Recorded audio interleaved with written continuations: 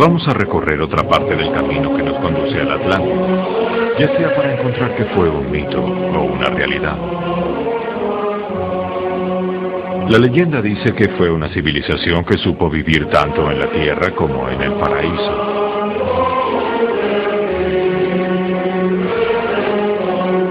En las experiencias y la filosofía atlante está la información necesaria para encontrar el justo equilibrio entre materia y espíritu, mente y emoción, unidad e individualidad. Originalmente los atlantes existían en un estado espiritual, un estado colectivo de felicidad, donde todos compartían hasta su inconsciente y cada uno era parte del todo. Esta sensación colectiva solo podía producir tranquilidad y bienestar. Sin embargo, poco a poco se sumergieron en la materia y el placer de los sentidos. Comenzaron a atesorar sus experiencias de manera individual, hasta fragmentarse tanto que encontraron su propia destrucción. El hombre actual, en su búsqueda de la felicidad, recorre el camino inverso. Desde la individualidad y el materialismo, busca un camino hacia la espiritualidad y la unidad armónica con el universo. La conexión atlante une el pasado, el presente y el futuro. Nos da la información para recuperar el paraíso que ellos experimentaron. En esta búsqueda veremos otras historias que señalan con certeza la existencia de una civilización anterior que podemos llamar la Atlántida.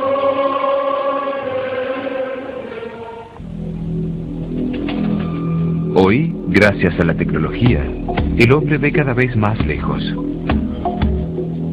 Los astrónomos nos muestran espacios sin límites en la vastedad del universo. Se asiste al nacimiento de estrellas a miles de kilómetros de la Tierra. Se fotografían galaxias y constelaciones en zonas sin tiempo ni espacio. Esto ha traído a esta máquina de la creación una perspectiva de otros mundos, sistemas planetarios y antiguas civilizaciones de leyenda, diferente a la que tenían los científicos y pensadores del siglo pasado.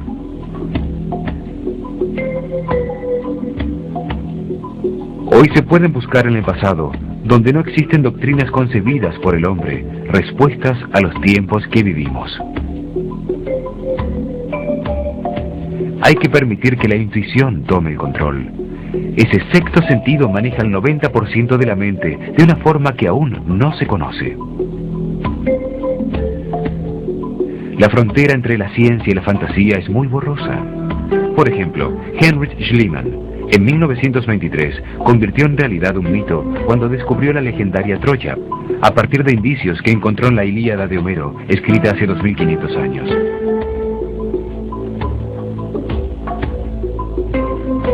Aún después, con el mismo libro, encontró la Puerta de los Leones y la famosa máscara del rey Menelao en otra ciudad de leyenda, Micenas, demostrando que la fantasía siempre tiene bases reales. El mito de la Atlántida está formado por metáforas y hechos reales perdidos en el pasado. Platón describe a la Atlántida en dos diálogos, Timaeus y Critias. Critias cuenta una historia que escuchó su abuelo de Solón, un gobernante griego que visitó Egipto en el año 600 a.C. Allí un sacerdote egipcio consagrado a la diosa Neith de Sais, protectora de las ciencias, le mostró registros de antiguas civilizaciones desaparecidas. Afirmó que egipcios y griegos descendían de unos pocos sobrevivientes de un poderoso país, destruido 9000 años antes por un cataclismo.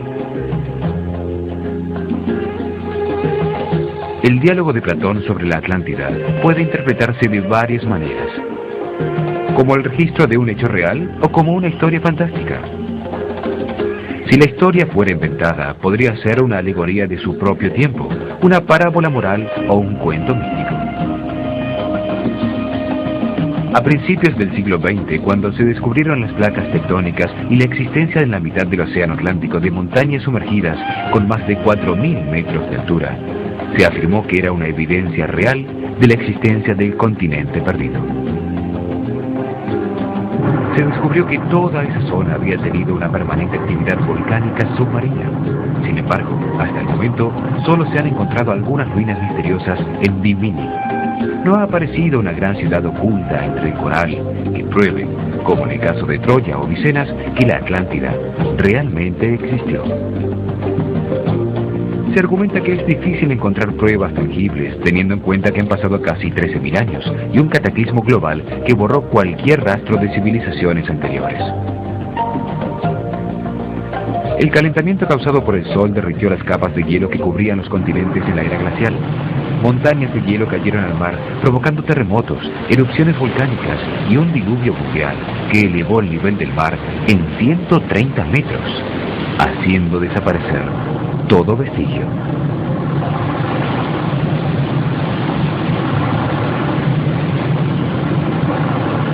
La falta de pruebas sobre la realidad de la Atlántida conduce a que muchos afirmen que Platón solo escribió una historia fantástica sobre las realidades políticas de su tiempo. Un retrato idealizado de la organización y el funcionamiento de una sociedad perfecta. Recurrir a una alegoría era un camino más seguro para pronunciarse en contra de su sociedad. Una manera oculta de mostrar sus debilidades, en un momento en que era muy peligroso criticar. El hundimiento bajo el mar representaría la destrucción política, moral y filosófica que él temía. Una advertencia del camino que los atenienses habían tomado. Otra manera de entender la leyenda de Platón es como una ficción filosófica o una parábola que busca señalar verdades importantes sobre la naturaleza humana. Como ficción, muestra los beneficios de la cooperación entre los hombres, las ventajas de seguir las leyes establecidas y las penalidades que resultan de la codicia y de la ambición. Muestra cómo se puede transitar fácilmente de la justicia y la felicidad a la violencia y la destrucción. En ese sentido, la historia de la Atlántida es muy importante para la sociedad actual, sobre todo en momentos tan difíciles como los que vivimos, cuando el hombre dejó de cooperar con los otros hombres. Como todo mito, el de la Atlántida se volvió más importante que su realidad histórica. Además, identificarla como la fuente de toda la cultura humana intensificó el mito. Este mito combina dos grandes motivos universales: el paraíso perdido y el diluvio universal. El Edén y Noé aparecen en la Biblia, y con otros nombres en todos los libros sagrados de las distintas religiones y culturas. Los mitos cobran vida cuando se cree en ellos. Sirven para guiar al hombre en un mundo que solo entiende imperfectamente. En el mito atlante, la figura central es la humanidad, encarnada en un sitio ideal, perfectamente gobernada y con fructíferas riquezas. Pero debido a su codicia y ambición, los atlantes deciden ignorar las leyes divinas. Zeus, el padre de los dioses, decide destruir al hombre sacudiendo la tierra con terremotos, erupciones volcánicas e inundaciones.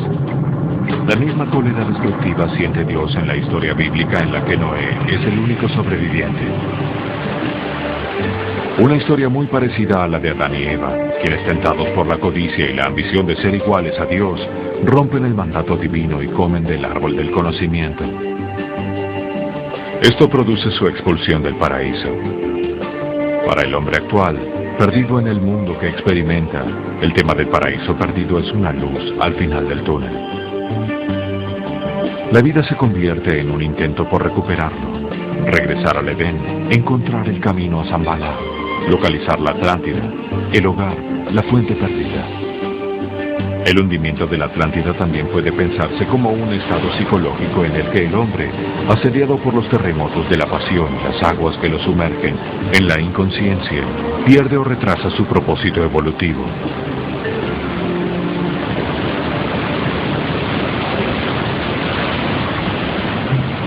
Existen muchas teorías sobre la existencia de la Atlántida y de otras civilizaciones anteriores, algunas fundamentadas en evidencias inexplicables. Un misterioso mapa medieval realizado en Constantinopla en 1513 por el almirante turco Piris Reis muestra el océano Atlántico entre la costa de África, la costa este de Sudamérica y el Polo Sur, siglos antes de que éste fuera descubierto. En ese momento se pensaba que el mundo era plano y estaba rodeado de agua. Los mapas existentes por ese entonces, llamados portolanos, de puerto a puerto, no tienen comparación alguna con la precisa información del mapa de Piris Reis.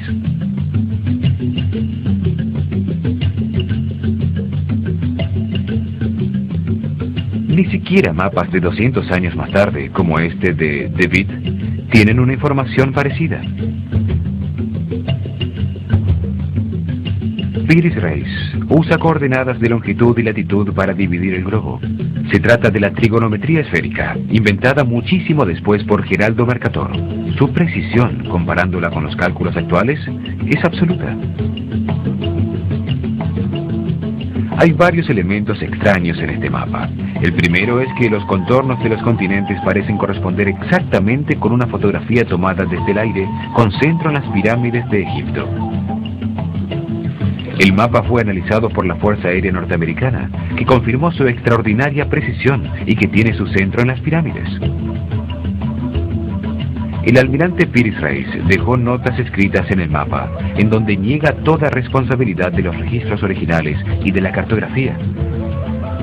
Reconoce que se trata de una copia de una serie de 20 mapas muy antiguos, hoy desaparecidos. Dice que obtuvo algunos de los mapas originales del piloto que acompañó a Cristóbal Colón en sus 3 viajes, al convertirse en prisionero durante una batalla entre los turcos y los españoles en 1501. Esto querría decir que Colón sabía que iba a encontrar las costas sudamericanas. El mapa muestra el río Amazonas, con la isla de Marajo, solo descubierta en 1543 en su desembocadura.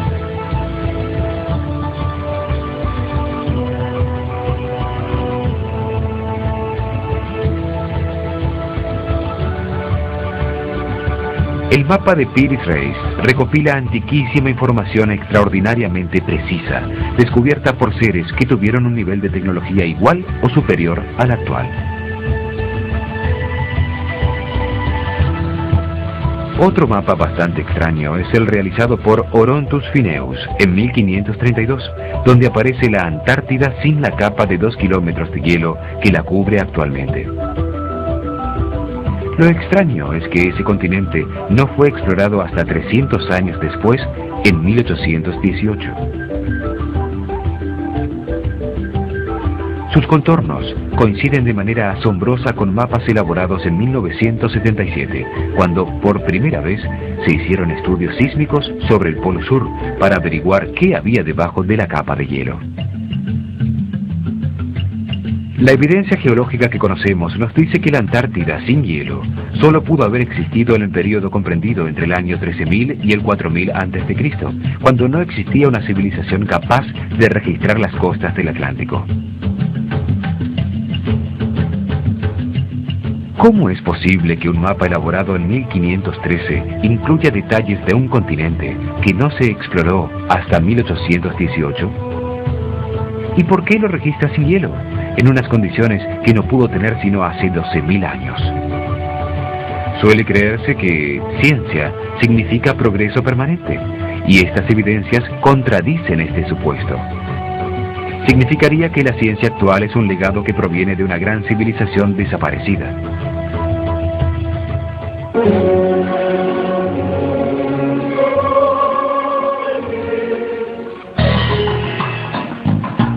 Hay dos maneras de leer los antiguos textos religiosos: la forma exotérica, que encuentra solo significados racionales, como en un diccionario de los que conocemos, y la esotérica, que intuye en un sistema de símbolos la visión del universo como un todo.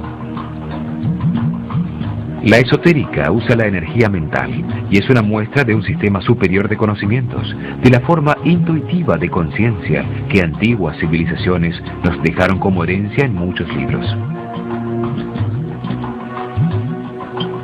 Hoy en día, pocos seres utilizan el cerebro para captar esa información esotérica.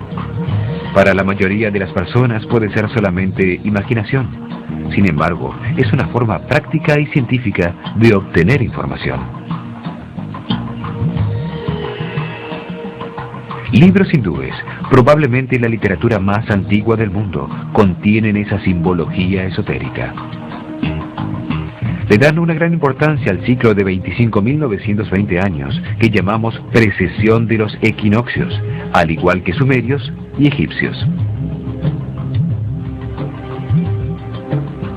Para ellos, este ciclo determina las catástrofes periódicas que destruyen gran parte de la humanidad. Cambios magnéticos en el Sol, que ocasionan cambios magnéticos en la Tierra, alterando el eje de giro y el clima del planeta.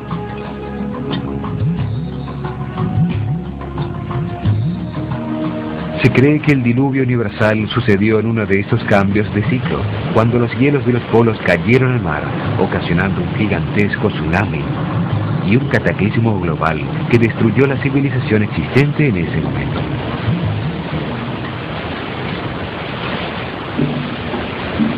Los libros hindúes dicen que esto pasó en el año 10.900 a.C. La fecha coincide con el fin de la época glacial y con el comienzo del nuevo tiempo llamado Sep-Tepi, en los calendarios egipcio y sumerio. También coincide con datos publicados por la revista Nature, en donde se afirma que el último reverso de los polos magnéticos de la Tierra ocurrió hace 12.400 años.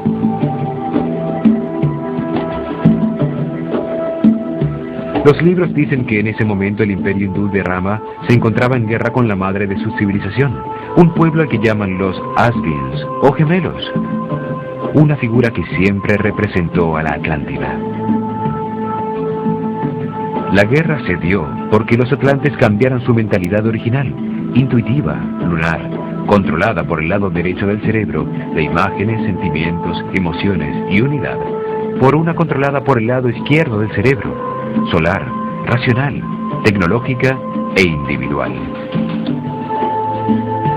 Esto provocó el enfrentamiento con los místicos e intuitivos hindúes. Afirman que los atlantes o Asvins venían de uno de los 7 continentes. El Sveta o Sakadvipa, una isla paradisíaca al este, blanca y pura, llamada Atala, que desapareció con el cataclismo y que en sánscrito quiere decir tierra sumergida. Mientras se encontraban en guerra, ambos pueblos fueron destruidos. Atala se hundió bajo el mar, cuando el cataclismo destruyó su montaña sagrada llamada Meru, lo que dio comienzo a un nuevo ciclo que dicen terminará en el año 2012.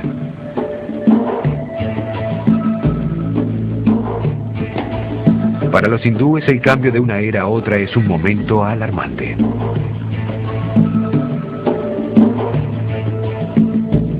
El Samsam Takavada cuenta que ambos pueblos usaban máquinas voladoras con las que podían viajar a cualquier sitio de la Tierra. A las hindúes las llama vimanas y las describe como propulsadas por un líquido combustible amarilloso derivado del mercurio. A las de los atlantes las llama Vaiglisis. Tenían una tecnología antigravitatoria más avanzada con la que podían desplazarse con igual facilidad, tanto en el aire como bajo el agua. Tienen precisas descripciones de avanzadas tecnologías de vuelo, de misiles, rayos láser y hasta bombas atómicas. Describen modernas técnicas de combate aéreo, métodos para ahorrar el combustible y evitar tormentas variando la altitud, aterrizajes forzosos causados por el enemigo y daños ocasionados por choques con pájaros en vuelo. También habla de naves que volaban a través del firmamento por un arma que lanzaba rayos de luz que desintegraban todo lo que iluminaba. La Purva menciona el lanzamiento de un proyectil que contenía la fuerza del universo, que explotó provocando un resplandor igual al de 10.000 soles, reduciendo a cenizas las razas enteras de los Prichis y los Alshakas, dejando solo unos sobrevivientes con los cuerpos consumidos, sin cabellos ni uñas, infectando todos los alimentos y rompiendo todas las vasijas de barro. El Surya Siddhanta, una tabla con medidas astronómicas de exactitud comparable a la actual, establece la medida del diámetro de la Tierra en 12.617 kilómetros. Hoy se sabe que es de 12.765 kilómetros. Calcula que la distancia a la Luna es de 407.198 kilómetros. Hoy se sabe que es de 406.731. Habla de los Shiras, hombres perfectos, y de los Vidyayaras, hombres sabios que viajaban por encima de las nubes muy cerca de la Luna. Dividía el tiempo en fracciones tan pequeñas como un kasta, equivalente a 3 centimillonésimos de segundo, la duración de un mesón. Esto indica la existencia de aparatos sofisticados utilizados con propósitos que desconocemos. El Mahabharata es un larguísimo poema en el que un dios encarnado como piloto de una máquina voladora cuenta la historia de esos conflictos entre lunares y solares, con armas tan poderosas y avanzadas como las actuales. Describe cómo Salva, montado en un vehículo volador tan grande como una ciudad, se enfrenta a Krishna y le arroja misiles, lanzas y arrojadores de fuego, iluminando el cielo con cientos de soles, por lo que no se sabía si era de día o de noche.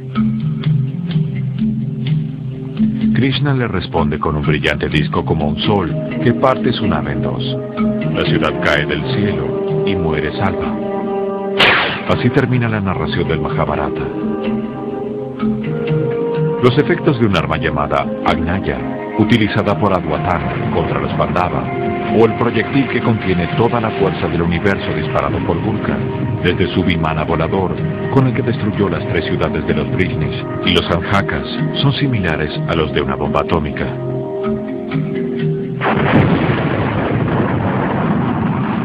El Mahabharata dice que al explotar producían una incandescente columna de fuego, con un resplandor de 10.000 soles estremeciendo a la tierra y quemándola con el terrible y violento calor. Que los vientos soplaron y las nubes rugieron hacia arriba, disparando polvo y rocas en todas las direcciones, oscureciendo todos los sitios. Los cuerpos quedaron tan quemados que no eran reconocibles. Los guerreros que lograron escapar se tiraron al agua para lavarse, pero el pelo y las uñas se les cayeron y toda la comida se envenenó. Todas estas narraciones tan precisas sobre técnicas voladoras, misiles y estallidos con características atómicas, para un ser de nuestra época son normales y entendibles. Pero ¿cómo hicieron para describirlas hace 5 o 6.000 años? La única explicación posible es que estén describiendo eventos que realmente sucedieron y que sus trazos hayan desaparecido con un cataclismo universal. Estas narraciones de libros antiguos hindúes no son las únicas que hablan de guerras atómicas y de avanzadas tecnologías. En excavaciones arqueológicas en las ruinas de la ciudad hindú de Mohenjo-Daro, que significa montaña de los muertos, se encontraron esqueletos radioactivos y muros de ladrillo vitrificados y fundidos por un inmenso calor, resultado de una misteriosa explosión de proporciones atómicas.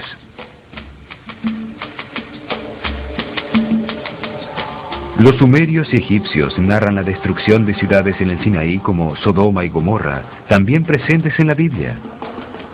Se trata de explosiones que provocaron un viento radiactivo que acabó con las principales ciudades sumerias alrededor del año 2000 a.C., dando paso al reinado babilonio.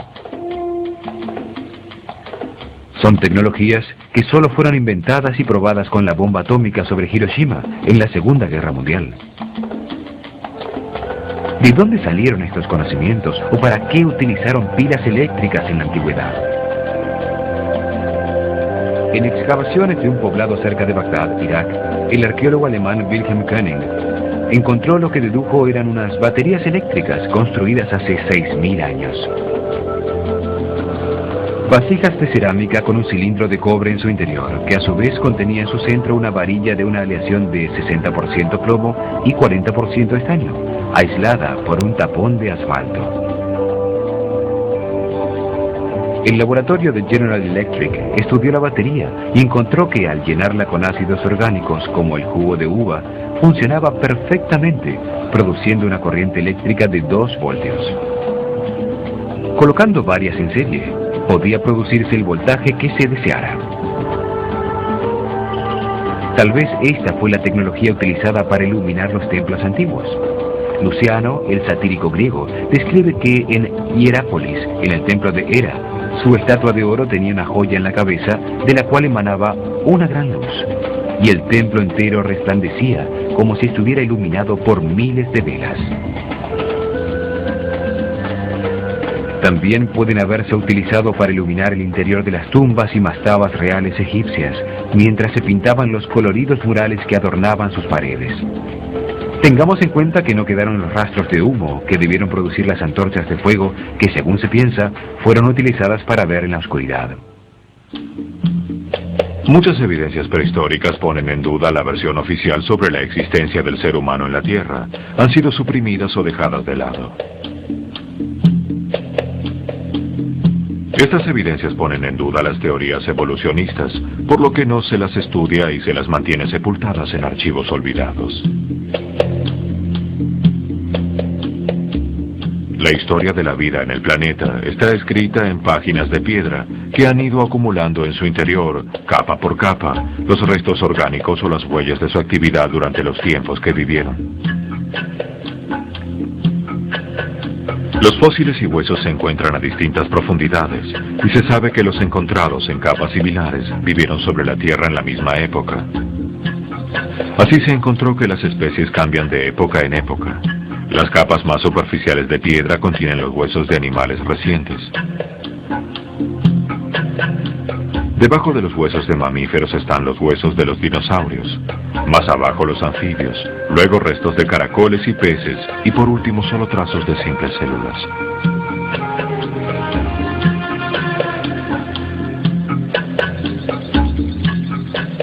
La existencia de primates parecidos al hombre, semejantes en su organización anatómica, esqueleto, sistema muscular y sus restos encontrados en las distintas capas geológicas, llevó a Charles Darwin en 1859 a desarrollar la teoría de la evolución de las especies.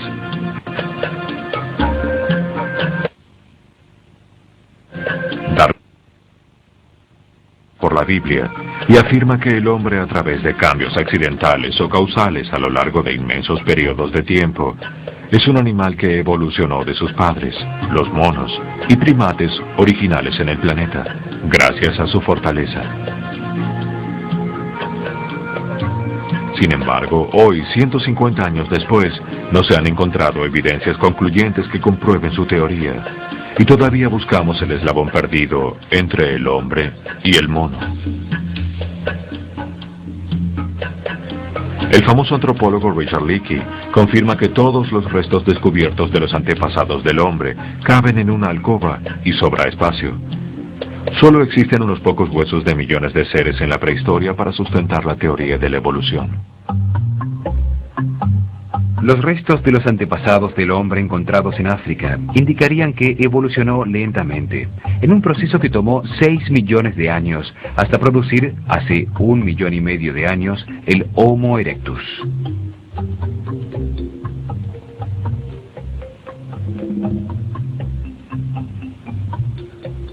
Con una capacidad craneana de 1000 centímetros cúbicos, camina erguido liberando sus manos, lo que le permite utilizar herramientas.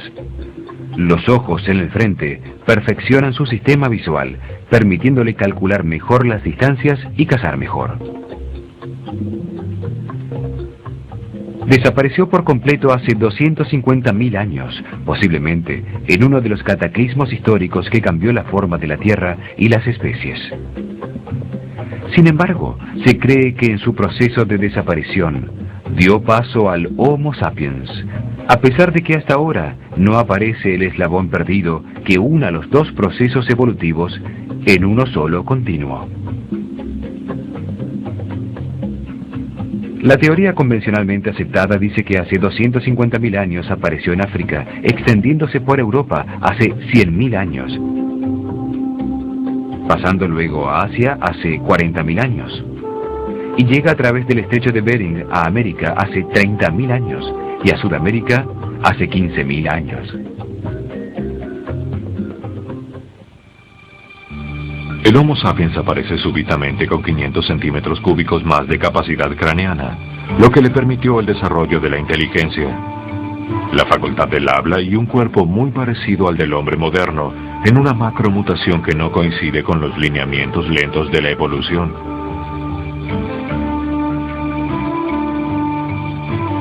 Realizar esta evolución, el despertar de la conciencia, debiera haber tardado por lo menos otros 15 millones de años, el tiempo de evolución que necesitó el mono para convertirse en Homo erectus. Sin el eslabón perdido, con tan pocas evidencias y tantos vacíos, es realmente difícil saber si el hombre desciende del mono, cuánto tiempo lleva realmente sobre el planeta y cómo fue el origen caótico y accidental del universo. Han aparecido evidencias anómalas que ponen en duda las fechas y teorías aceptadas.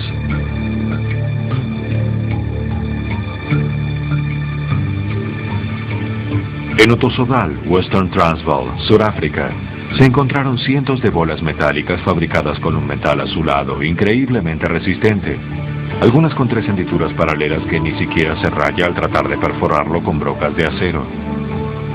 Se encontraron en la profundidad de una mina de diamante dentro de un material de mineral suave llamado pirifilita, que se formó por sedimentos hace unos 3 billones de años.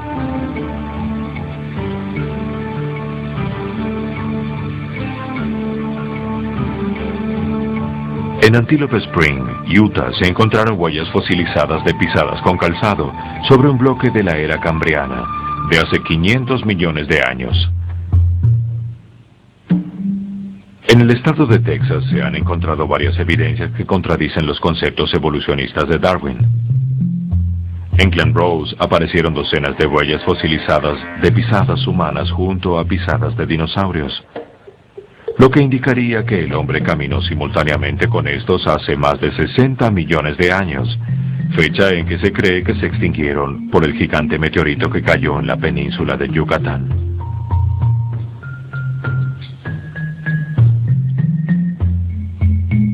Las mismas huellas de humanos junto a las de los dinosaurios se encontraron un poco más lejos, al lado del río Biloxi, donde también se descubrió un martillo elaborado mediante una aleación metálica bastante extraña, con su mango carbonizado por una altísima presión y temperatura. Lo mismo sucede con la roca de hace 80 millones de años donde estaba escondido. En la profundidad de una mina en Table Mountain, California, dentro de una formación rocosa de hace 5 millones de años, se encontraron varios objetos de piedra, incluyendo un mortero y una calavera. Esto indicaría la existencia de hombres inteligentes que usaban herramientas hace millones de años, y la posibilidad de una civilización anterior a la actual. Son evidencias físicas reales de la existencia del hombre desde muchísimo tiempo antes de lo que Darwin asegura. Existe un arte inexplicable, misterioso, dejado atrás en cuevas, cerámicas, esculturas y bajorrelieves, que nos muestra indicios de avanzadas civilizaciones anteriores al diluvio, con conocimientos y tecnologías misteriosas.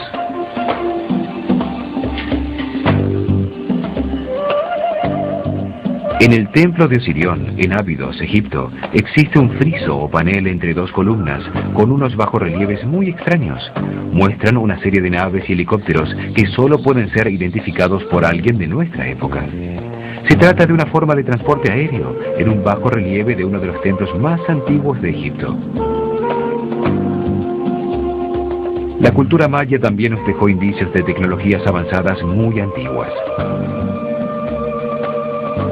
La losa tallada de piedra más grande del mundo maya, que cubría la tumba de Pakal Botán, en Palenque, la gran ciudad de las serpientes, lo muestra conduciendo una máquina con un cohete que despide llamaradas por un tubo de escape. En su borde tiene los jeroglíficos correspondientes al Sol, la Luna y la estrella polar, lo que muestra el alcance de la nave.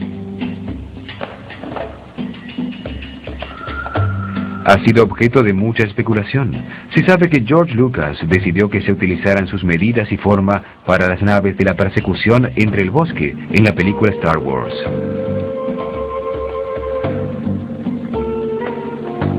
Fray Ramón Ordóñez declaró en 1773 que leyó un libro escrito en quiché por Botán, que fue quemado por el obispo de Chiapas. Dijo que en el libro afirmaba ser un ciudadano de Balumchivim, un sitio desaparecido en el centro del Océano Atlántico. Muy cerca, en Costa Rica, sobre el delta del río Diquis, se encontraron más de 1000 esferas en piedra volcánica de distintos tamaños, perfectamente pulidas. Algunas pesan varias toneladas y se encuentran a cientos de kilómetros de la cantera donde pudieron haber sido hechas, colocadas en formaciones triangulares. ¿Cuál fue su propósito? ¿Cómo fueron llevadas hasta allí? En los alrededores del Ica, Perú, se encontró una misteriosa y antiquísima serie de piedras con dibujos en bajo relieve, todas en el mismo estilo.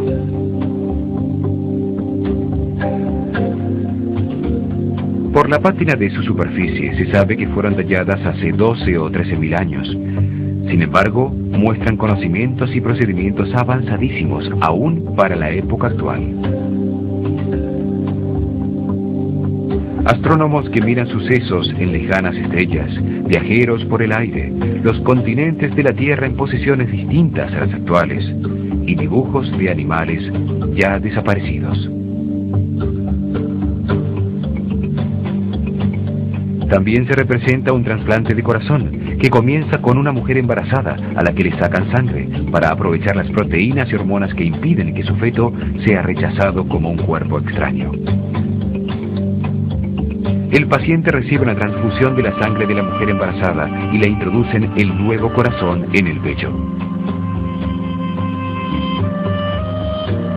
Estos bajorrelieves son verdaderas enciclopedias de piedra de la antigua civilización atlante, llevadas al Perú por el dios científico Viracocha, después de la catástrofe que oscureció al sol.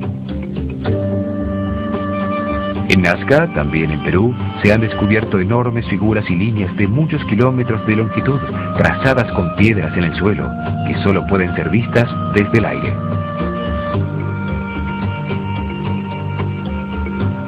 Otro extraño descubrimiento es el de las gigantescas piedras de Ollantaytambo, Machu Picchu y Sacsayhuamán, cortadas con múltiples ángulos para encajar perfectamente las unas con las otras, después de haber sido trasladadas por cientos de kilómetros. Frescos rupestres pintados hace 9.000 años, que se encontraron en una cueva en Tassili, en el Sahara, muestran seres con escafandra. Otro fresco descubierto en Kimberley, Australia, muestra seres sin boca y también con escafandra, además de sandalias, en un sitio donde los indígenas andan descalzos. Es evidente que el hombre no conoce su propio pasado y se acomoda a creer las teorías que no permiten abrir su mente a otras posibilidades.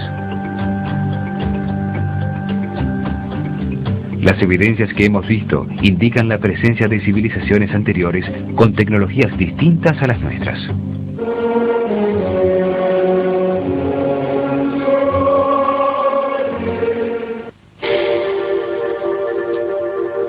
Los sacerdotes atlantes enseñaban 7 leyes que recogían el comportamiento del universo. En la base de la pirámide de esas 7 leyes universales está la ley de la naturaleza. Actúa sobre los cuerpos físicos de todos los seres vivos, en la densidad de la materia, donde se encuentran las vibraciones más bajas del universo.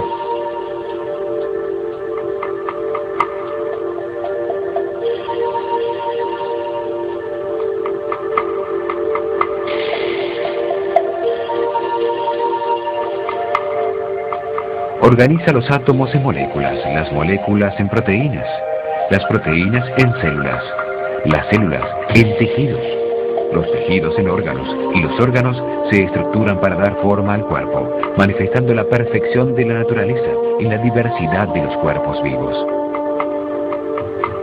La ley de la naturaleza es una programación automática de origen divino, contenida en los códigos genéticos de cada especie.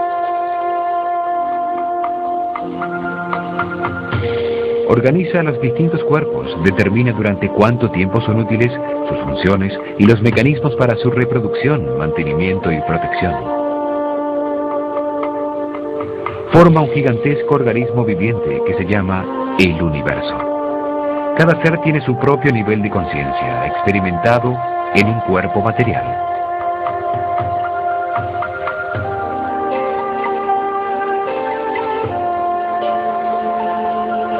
Los cuerpos contienen la conciencia que experimenta la vida y así comprenden la razón del universo en un proceso de evolución hacia la perfección y la sabiduría que toma muchas encarnaciones. Transmitida por herencia en los códigos genéticos de cada especie, existe una programación automática llamada instinto que no necesita de la conciencia del ser para existir. Su función principal es generar, mantener y defender la vida, controlando todos los procesos vitales. La reacción automática del instinto es simple y binaria, diseñada para no permitir la duda de posiciones intermedias. Sí, no. Huyo, ataco. Acción, reacción. Me gusta, no me gusta. Para generar la vida en cada cuerpo, la naturaleza utiliza la atracción automática que lo impulsa a buscar y conseguir en su especie la pareja para procrear. Si la atracción es mutua, indica que existe compatibilidad para generar vida. Esta ley se manifiesta en la atracción sexual que se siente al reconocer la pareja potencial.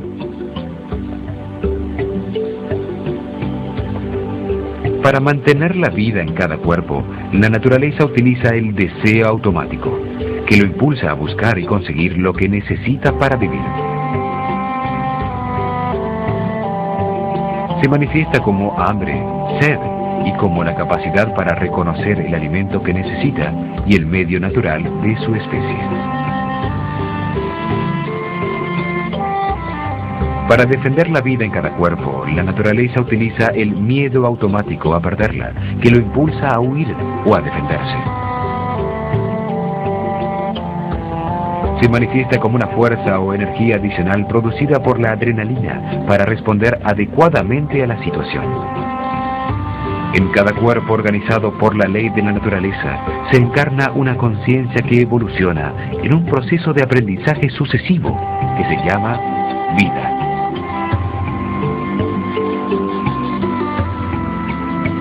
Todas las conciencias individuales recorren el mismo camino hacia la sabiduría, pero se encuentran en distintos niveles de evolución. El ser humano solo aprende y evoluciona relacionándose con otros hombres. Lo valioso en la vida son las relaciones, no las creencias.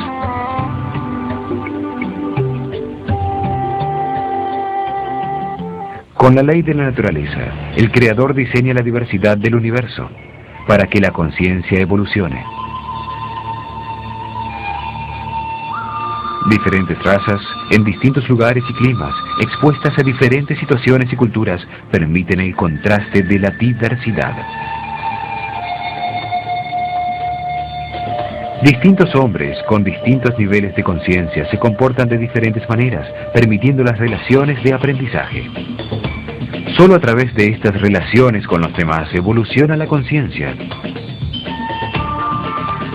Así se manifiestan las distintas personalidades que desarrollan el arte, la ciencia, la industria, o fomentan la revolución y el caos social.